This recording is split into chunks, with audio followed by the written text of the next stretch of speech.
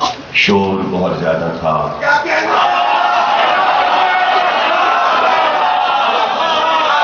اس لیے چاروں طرف شاہراہ کے لوگ کھڑے ہوئے تھے،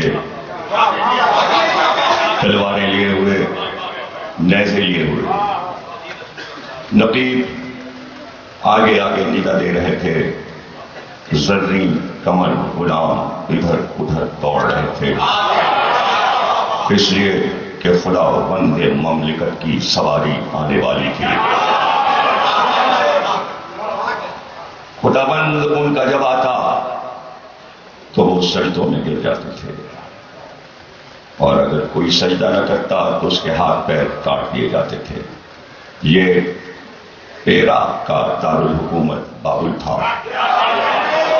اور سواری جس کی آ رہی تھی وہ دنیا کا سب سے بڑا بادشاہ نمرود تھا، اپنے رتھ پر بیٹھا ہوا شاہراہ سے گزر کر اپنے محل کی جانب جا رہا تھا۔ محل تھا کہ بلند و بالا دیواریں کسی عظیم الشان قلعے کی یاد دلاتی تھی۔ ایسے میں شور ہوا، باجے بجنے لگے، اور نمرود کی سواری قریب آ گئی۔ تمام لوگ سجدہ ریز ہو گئے اور خدا خدا کہہ کر آوازیں دینے لگے۔ جو لوگ اکڑے کھڑے تھے ان کے سر قلم کر دیے گئے، ان کے ہاتھ پیر کاٹ دیے گئے۔ دنیا کا سب سے ظالم بادشاہ نمرود تھا۔ بات ہے آج سے 5000 برس پہلے کی۔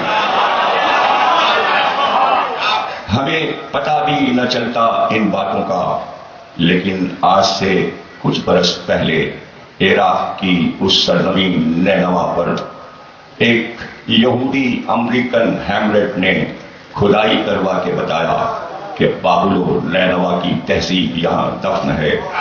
جس طرح آپ کے ملک میں جدارو، موہنجودارو اور ہڑپا کی کھدائیاں ہوئیں اور قدیم تہذیبیں برآمد ہوئی، اسی طرح وہاں بھی ہیملیٹ نے کھدائی کر کے وہاں سے ایک شہر کو برآمد کیا جو نمرود کا دارالحکومت تھا۔ 100 سال لگ گئے اس زبان کو پڑھتے ہوئے، اس لیے کہ کلدانی زبان جو عراق کی سب سے قدیم زبان تھی، 100 سال کے بعد ان پتھروں کو پڑھا گیا۔ ان پتھروں سے جو نتیجہ برآمد ہوا ان سب کو جمع کر کے ہیملیٹ نے ایک کتاب لکھی، دا ہسٹری آف بابل و نینوا۔ اس نے کتاب کا پہلا چیپٹر جو لکھا وہ یہ لکھا کہ جب اس شہر کی کھدائی ہوئی تو 7 قبریں ایسی تھیں کہ جن قبروں پر پتھر لگا تھا، اور اس ایک قبر پر یہ پتھر میں لکھا ہوا تھا کلدانیہ زبان میں کہ اے دنیا کے انسانوں، ہم تم سے انصاف طلب کرتے ہیں۔ ہم نمرود کے معمار تھے اور عمارتیں بناتے تھے۔ 4 نجومی ہمارے ساتھ تھے جو قسمت کی خبر دیا کرتے تھے کہ اب کیا ہونے والا ہے۔ ہم سے نمرود نے یہ کہا تھا کہ ایک ایسا قصر تعمیر کرو جس میں بلند و بالا 3 مینار بنائے جائیں۔ ہم نے اس عمارت کو بہت محنت سے بنایا تھا، لیکن جس دن نمرود کو اس عمارت کو دیکھنے کے لیے آنا تھا، جب ہم سب نمرود کے ساتھ پہنچے تو وہاں پر ہم نے دیکھا کہ 3 میناروں کے بجائے 5 مینار بنے ہوئے۔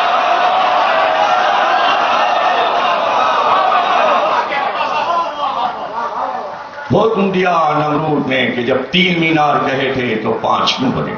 ہم سب رات بھر تہخانے میں بیٹھ کر سوچتے رہے کہ یہ کیا ہوا۔ عمارت دوبارہ گرا دی گئی اور پھر سے تعمیر ہوئی، اور ہم نے 3 بڑے بڑے مینار تعمیر کیے، لیکن جب نمرود اسے دیکھنے آیا تو پھر وہی 5 مینار تھے۔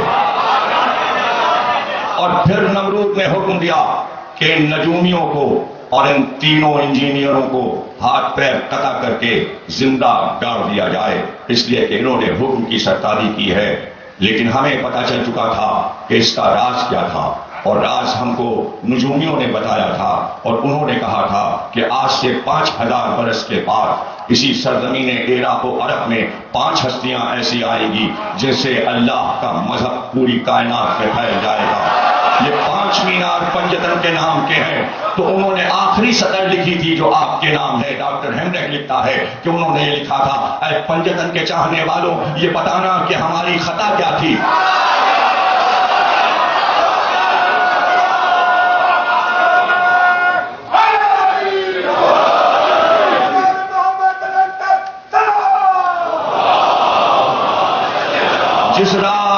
قتل کیا گیا قصر نمرود پر وہ زرد رنگ کا پرچم جو کافی طویل اور عریض تھا، جس پر عقاب کی تصویر لگی تھی۔ رات آدھی گزر چکی تھی کہ محل سے چیخنے کی آوازیں آئیں، دربانوں سپاہی دوڑنے لگے اور خاص خوابگاہ نمرود میں پہنچے اور آ کر پوچھا کہ کیا بات ہے، کہ تم کو پہرے پر رکھا گیا ہے، لیکن تم کس طرح پہرے دیتے ہو کہ ابھی ابھی ہماری خوابگاہ میں ایک جوان داخل ہوا تھا، اس کے ہاتھ میں تلوار تھی اور وہ کہہ رہا تھا کہ ہم تجھے ٹکڑے ٹکڑے کر دیں گے، اس لیے کہ خدا تو نہیں ہے، خدا وہ ہے جو کائنات کو چلا رہا ہے۔ جب وہ آیا اور اس کی آنکھوں کو ہم نے دیکھا اور سامنے اس کا جلال دیکھا تو اس کے پیچھے ہم نے دیکھا کہ 14 ہستیاں اس کی مدد کر رہی تھیں۔ یہ کیسے ہمارے محل میں سب داخل ہوئے؟ نجومیوں کو بلایا گیا اور ان سے پوچھا گیا کہ کیا بات ہے، اس خواب کی تعبیر کیا ہے؟ ذائچے بنائے گئے، لکیریں کھینچی گئیں، آسمان و زمین کے قلابے ملا دیے گئے۔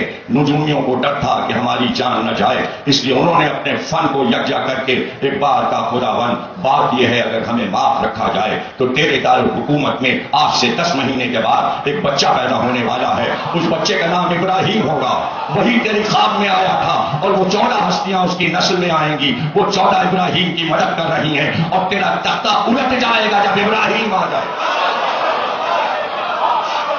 ایک بار حکم دیا نمرود نے عورت اور مرد الگ الگ کر دیے جائیں، دارالحکومت میں جو بچہ ہو اس کا گلا کاٹ دیا جائے، مردوں کو الگ بسایا جائے، عورتوں کو الگ بسایا جائے۔ لیکن یہ ساری کوششوں کے باوجود 10 مہینے نہیں گزرے تھے کہ ایک بار وہ پرچم نمرود کا چاک ہو کر زمین پر گرا، قصر کانپنے لگا۔ نجومیوں کو پھر بلایا گیا اور ایک بار نجومیوں نے ذائچہ دیکھ کر کہا جس کا خطرہ تھا وہی ہو گیا۔ کہا کیا ہوا؟ کہ بچہ آ چکا، کہ اسے تلاش کیا جائے۔ یہاں نجومی سر جوڑے بیٹھے تھے، نمرود ہراساں تھا اور اسی دارالحکومت میں شہر سے باہر ایک پہاڑی چٹان کے نیچے ایک خوبصورت جوان بیٹھا تھا، اس کے ساتھ اس کی زوجہ بیٹھی تھی۔ یہ جوان تارخ تھا اور زوجہ مثلی تھی اور ان دونوں کے گود میں ایک بچہ مسکرا رہا تھا اور مثلی سے کہہ رہے تھے تارخ اس بچے کی پیشانی تم نے دیکھی؟ آؤ مثلی میں تم کو صحیفہ ادریس کا ایک ورق سناتا ہوں۔ اور ایک بار انہوں نے صحیفہ ادریس کی تلاوت شروع کی اور پڑھنا شروع کیا کہ ابراہیم جس سے اللہ کا مذہب شروع ہوگا ادریس کے صحیفے میں وہی اتری ہوئی تھی، اور وہ سنا رہے تھے اپنی زوجہ کو اور بتاتے جا رہے تھے کہ اس کا دین بڑھتا جائے گا یہاں تک اس کی نسل میں محمد آئے گا اور محمد کو اللہ ایک بیٹی فاطمہ عطا کرے گا، اس سے تو بچے حسن اور حسین پیدا ہوں گے، یہ علی کے بیٹے ہوں گے اور قیامت تک اب دین انہی 5 سے چلے گا۔ ذرا اس بچے کی پیشانی کی چمک کو دیکھو۔ نمرود بہت ظالم تھا، نمرود بہت ظالم تھا، ابراہیم سے بچ رہا تھا، لیکن ابراہیم اسی پہ دارالحکومت میں جوان ہوئے اور نمرود کی ہیکل میں داخل ہو کر 16 برس کی عمر میں سارے بتوں کو توڑ ان کا سالانہ میلہ شہر خالی ہو جاتا۔ اس دن کا انتخاب ابراہیم نے کیا تھا بتوں کو توڑنے کے لیے۔ ایک بت چھوڑ دیا جو سب سے بڑا تھا، اسے نہیں توڑا، اور وہ ہتھوڑا جس سے بتوں کو توڑا تھا اس کے گلے میں لٹکا دیا اور بھاگے نہیں، وہیں ٹہلتے رہے۔ جب سب اپنے میلے سے واپس آئے تو بت چکنا چور تھے، ٹوٹے پڑے تھے۔ سب نے کہا یہ وہی جوان ہے جو سڑک پر بتوں کے پیر میں رسی باندھ کر کھینچتا رہا ہے، اسی نے ہمارے بت توڑے ہیں، اس کو لاؤ۔ ابراہیم کو بلایا گیا، پوچھا سب نے یہ بت تم نے توڑے ہیں؟ کہ نہیں، اس نے توڑے، جس کے پاس توڑنے کا ہتھیار ہے اس نے توڑے ہیں، یہ بڑا والا بت جو ہے اس نے توڑے۔ سب نے کہا یہ تو اپنی جگہ سے ہل نہیں سکتا، یہ بول نہیں سکتا، یہ کیسے بت توڑ سکتا ہے؟ کہ جو ہل نہیں سکتا، بول نہیں سکتا، جو بے جان ہے، کچھ کر نہیں سکتا، اس کو خدا کیوں کہتے ہو؟ اب ابراہیم کی پوری زندگی قرآن میں پڑھتے چلے جائیے، پوری عمر گزری ہے مناظروں میں. ہم سے کہا جاتا ہے مناظرہ نہ پڑھا کرو، دل آزادی ہوتی ہے. نمرود سے کہا گیا اس کی سزا کا اعلان کرو. نمرود نے دربار میں بیٹھ کر فیصلہ کیا اور کہا اس کو آگ میں جلا دو. اس نے معبد کی ہیکل کے بتوں کی توہین کی ہے، اس لیے اس کو آگ میں جلا دو. آگ روشن کرو، اس کے بچنے کی امید نہ ہو، آگ میں اس کو چھوڑ دو، اس کو پھینک دو. آگ جلائی گئی. پورے شہر نے منت مانی کہ ہمارا یہ کام ہوگا تو 1 من لکڑی چڑھائیں گے. آگ جلتی رہی، اتنی بلند ہوئی، شعلے اتنے اٹھے کہ اوپر سے پرندہ بھی گزرتا تو جل جاتا تھا، آگ میں گر جاتا تھا. جب آگ دہک اٹھی تو ایک بار حکم دیا نمرود نے اپنے قصر کے پام پر آ کر کہ ہم دیکھ رہے ہیں ابراہیم کو آگ میں پھینک دیا جائے، ابراہیم کو آگ میں ڈال دیا جائے. لیکن پریشانی یہ تھی کہ آنچ اتنی تیز تھی، شعلے زبانیں اتنے تیز تھے کہ جو قریب جاتا جھلس جاتا. تو وہ آیا جو آ کے مشورے دیتا تھا، بھیس بدل کے آتا تھا، بھیس بدل کے آتا تھا. کہا منجنیق بنا لو، جیسے ہنڈولا ہوتا ہے جھولا جھلانے والا، کا وہ بنا لو، اس میں بٹھا کے اسے تیز گھما کے آگ کی طرف پھینکو، تمہیں جانا نہیں پڑے گا. ابراہیم کو منجنیق میں بٹھا کر گھمایا گیا اور پھر طاقت کے ساتھ آگ کی طرف پھینکا گیا. ادھر ابراہیم فضا میں آئے، ادھر جبریل نے اللہ سے کہا میں جاؤں؟ تیرا خلیل ہے، تیرا دوست ہے. کہا اگر حسرت ہے دل میں تو جاؤ. جبریل نے کہا تھا ان کا ارمان تھا، وہ اللہ کے دوست کو بچانا چاہتے تھے. اللہ نے کہا جاؤ. فضا میں تیز آئے جبریل پرواز کرتے ہوئے، اور فضا میں ابھی تھے ابراہیم. کیا کہ سلام کیا کہ یا نبی اللہ مدد درکار ہے. کہاں درکار ہے مگر تم سے نہیں، مدد درکار ہے مگر تم سے نہیں. ابراہیم سے بڑا نبی کوئی نہیں. اگر ہیں تو سرکار شیخ الانبیاء افضل ترین ہیں تمام 1,24,000 انبیاء سے سوا. ہمارے سرکار کے ہر نبی سے ابراہیم افضل. اگر کوئی بات کر دے تو سنت ابراہیمی بنتی ہے. اگر جبریل سے مدد لے لیتے تو امت قیامت تک کہتی یا جبریل یا جبریل. آپ پوچھتے مہدی کیوں نہیں آتے، مہدی کیوں نہیں آتے؟ مہدی جب آئیں گے جب انسان اپنی ترقیوں میں خود آگ لگا لے گا.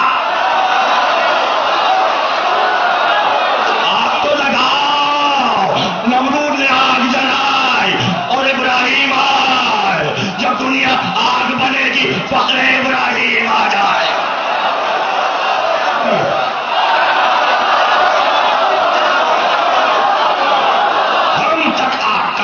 ہے اس لیے کہ ابراہیم آگ میں چلے، جیسے ہی قدم آگ پر پہنچے تھے کہ وہ شعلے پھول بنے، چنگاریاں کلیاں بنی، چٹکتا ہوا ایک گلستان کھلا اور اس گلستان میں ایک تخت تھا. تخت پہ ابراہیم تھے. اب جو نمرود نے دیکھا آگ نہیں تھی، باغ تھا، باغ میں ابراہیم تھے. ابراہیم تخت پہ بیٹھے، پہلو میں ایک جوان مسکرا رہا تھا. پوچھا گیا یہ کون؟ کہا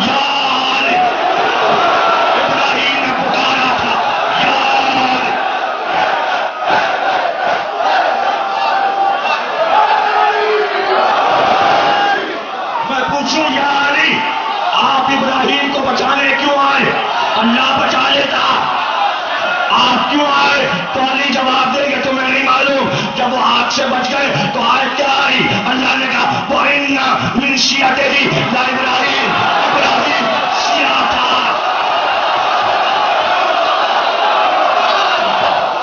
اور نمرود نے پوچھا تو کیا چاہتا ہے؟ کہا میں یہ چاہتا ہوں کہ اپنے دعوے سے دستبردار ہو جا. خدا تو نہیں ہے، میرا خدا.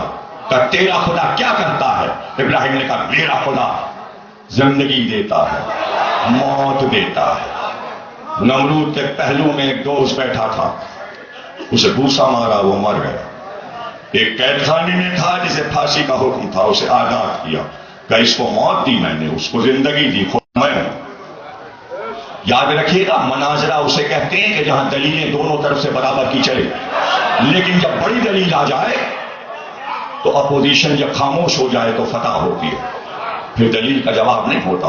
ابراہیم نے مناظرہ جیت لیا نمرود سے، مناظرہ تھا توحید پر، سارے مناظرے توحید پر ہوتے ہیں، نہ ہم خلافت علی پہ لڑ رہے ہیں نہ فتح پہ لڑ رہے ہیں، ہم صرف اس لیے لڑ رہے ہیں کہ اللہ کو مانو تو صحیح، اللہ تو مانو۔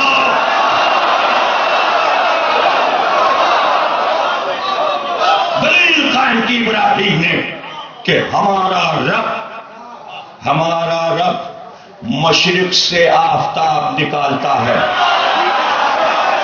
مشرق سے آفتاب نکالتا ہے، اگر تو رب ہے تو مغرب سے نکال کے دکھا۔ کہتے ہیں یہ سن کر نمرود کی بات، ابراہیم کی بات سن کر نمرود بغلیں جھانکنے لگا۔ یہ قرآن کے الفاظ ہیں۔ مناظرے کی فتح یہ ہے کہ دشمن بغلیں جھانکنے لگے، گھبرا جائے اور جواب نہ ہو۔ کہنے کو ابراہیم کہہ گئے، بات قرآن میں محفوظ ہو گئی، توریت میں محفوظ ہو گئی، انجیل میں محفوظ ہو گئی۔ 5000 برس گزر گئے، علی کا سر محمد کے زانوں پر تھا۔